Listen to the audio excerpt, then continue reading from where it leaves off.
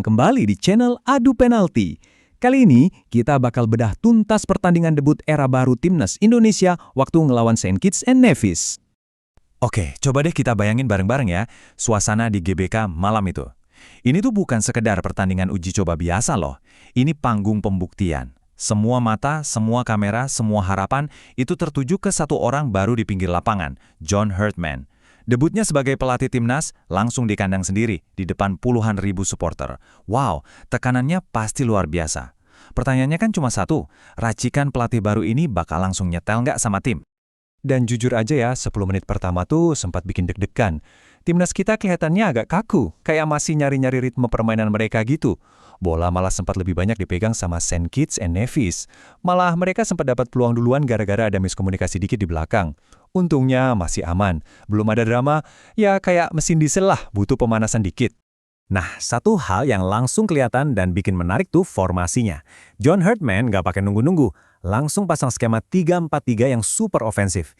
Ini tuh kayak sebuah pernyataan, kita datang buat nyerang. Dengan 3 back di belakang, Herdman ngebebasin 2 wingbacknya, Kevin Dix sama Donitri, buat naik jauh ke depan, jadi kita menang jumlah pas lagi nyerang. Tengahnya ada Ahmad sama Verdong sebagai penyeimbang, terus di depan ada trio Beckham, Romeni sama Sananta yang siap ngacak-ngacak pertahanan lawan. Kelihatan banget kan, komposisinya emang dibuat untuk nekan dari awal. Setelah start yang agak lambat tadi, pelan-pelan Timnas mulai nemuin celahnya. Ada beberapa percobaan, sundulan dari Jordi Amat, tendangan dari Kevin Dix, tapi belum pas sasaran. Sampai akhirnya, momen itu datang di menit ke-15. Satu momen yang langsung ngubah jalannya pertandingan. Dan benar aja, setelah gol pertama itu, kayak keran kebuka. 10 menit kemudian, gol kedua datang lagi. Udah deh, di akhir babak pertama, kita unggul 2-0 dan pegang kendali permainan sepenuhnya. Oke, sekarang kita pelanin temponya dikit, kita nikmatin proses gol pertama ini. Soalnya ini cantik banget. Semuanya itu dimulai dari visi bermainnya oleh Romeni. Dia dapat bola di tengah, ngelihat ada celah seuprit, dan tanpa pikir panjang, langsung ngirim umpan terobosan yang pinter banget. Bola itu kayak tahu harus lari kemana. Terus dari belakang, tiba-tiba muncul Beckham Putra. Lari dengan timing yang sempurna, ngebelah pertahanan lawan. 1 lawan 1 sama kiper, dia sama sekali nggak panik. Malah dengan tenang, sempat ngegocek kipernya dulu, baru deh bolanya didorong pelan ke gawang yang udah kosong. Gol yang berkelas banget. Dan gol itu efeknya luar biasa. Itu bukan cuma ngubah skor jadi 1-0, tapi ngubah seluruh atmosfer pertandingan. Stadion yang tadinya tegang langsung meledak. Para pemain yang tadinya agak kaku langsung mainin lebih lepas, lebih percaya diri. Gol itu tuh kayak tombol reset yang bikin mood tim langsung naik drastis. Permainan jadi jauh lebih cair, umpan-umpannya lebih ngalir, pergerakannya jadi lebih hidup. Kelihatan bedanya. Cuma 10 menit dari gol pertama, gol kedua datang. Dan yang bikin gol ini spesial adalah polanya. Lagi-lagi kombinasi maut antara Romeni dan Beckham. Ini ngebuktiin kalau gol pertama tadi tuh bukan kebetulan atau untung-untungan semata. Ini sistem yang emang udah jalan. Pola serangan yang udah dilatih, pergerakan tanpa bola yang udah saling ngerti. Beckham udah tahu kapan harus lari, Romeni udah tahu kapan harus ngasih umpan. Wah, enak banget ngelihatnya.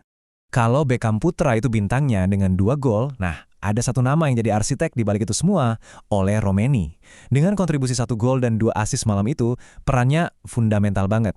Dia tuh bukan tipe striker yang cuma nunggu bola di depan, tapi dia aktif turun, ikut ngebangun serangan, dan yang paling penting, visinya itu loh istimewa banget. Dia konektor yang bikin semua serangan kita jadi hidup. Oke, kita masuk babak kedua. Udah unggul 2-0, biasanya sebuah tim bakal sedikit nurunin tempo kan? Main aman gitu. Tapi Indonesia di bawah Herdman, wah nggak sama sekali. Mereka justru main makin lepas, makin enak dilihat.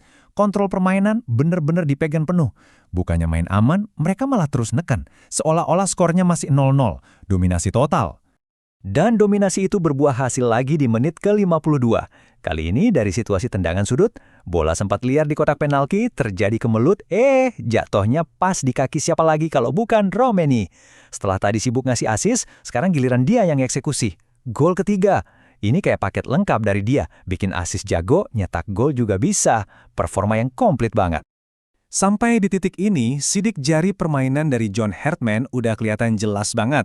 Kita bisa lihat gimana tim bisa ngontrol permainan secara mutlak, ngebangun serangan dengan sabar dan rapi dari belakang, nggak lagi asal tendang bola ke depan, alur serangannya juga kelihatan terstruktur, punya pola yang jelas. Dan yang lebih penting, kualitas skuad yang merata dan mentalitas menyerang yang nggak pernah kendor dari awal sampai akhir, ini jadi sinyal yang positif banget buat era baru timnas.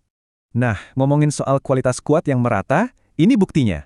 Menit ke-75, salah satu pemain pengganti, Mauro Zylstra, yang belum lama masuk lapangan, langsung nunjukin kualitasnya. Dapat umpan terobosan cantik dari tengah, dia nyelesainya dengan bersih banget. Nggak panik, nggak buru-buru. Bolanya diarahkan ke pojok gawang. Gol keempat. Ini nunjukin kalau kedalaman skuad kita sekarang udah beda level. Siapapun yang main, kualitasnya tetap kejaga. Sempat ada satu momen lagi tuh di akhir pertandingan yang bikin kita hampir teriak untuk kelima kalinya. Yakob Sayuri berhasil masukin bola ke gawang, tapi sayangnya dianulir karena offset tipis banget. Ya, kita anggap aja itu bonus yang belum cair ya. Tapi ini nunjukin kalau sampai menit-menit akhir pun intensitas serangan kita sama sekali nggak turun. Jadi, kemenangan 4-0 ini bukan cuma soal skor besar atau main cantik doang. Kemenangan ini artinya jauh lebih besar. Ini tiket kita buat maju ke final FIFA Series. Dan lawannya bukan tim sembarangan. Kita bakal ngadepin Bulgaria. Tim yang di pertandingan lain malah menang telak 10-2. Nah, ini baru ujian yang sesungguhnya. Dan setelah pertandingan selesai, ada komentar yang menarik banget dari Coach John Hartman. Dia nggak cuma ngomongin soal taktik atau performa pemain. Dia justru nge-highlight satu hal lain. Dia bilang, energi dari supporter bisa jadi senjata rahasia kita di final. Dia sadar betul kekuatan GBK kalau udah penuh sesak. Ini nunjukin kalau Hartman bukan cuma pelatih yang mikirin taktik di papan tulis. Dia juga ngerti banget faktor psikologis dalam sepak bola. Dia tahu di pertandingan final ngelawan tim sekuat Bulgaria, yang diuji itu bukan cuma skill, tapi juga mental. Disinilah peran supporter jadi krusial banget. Teriakan, nyanyian, dukungan dari puluhan ribu orang di tribun itu bisa jadi suntikan energi luar biasa buat para pemain, sekaligus jadi tekanan mental buat lawan. Coach Hartman tuh seolah-olah ngasih pesan buat kita semua, kalau kalian penuhi stadion, kalian itu bukan cuma nonton, tapi kalian ikut bermain. Jadi pertanyaannya sekarang balik lagi ke kita. Di final nanti kita mau sekedar jadi penonton atau mau jadi faktor penentu kemenangan? Pilihan ada di tangan kita semua.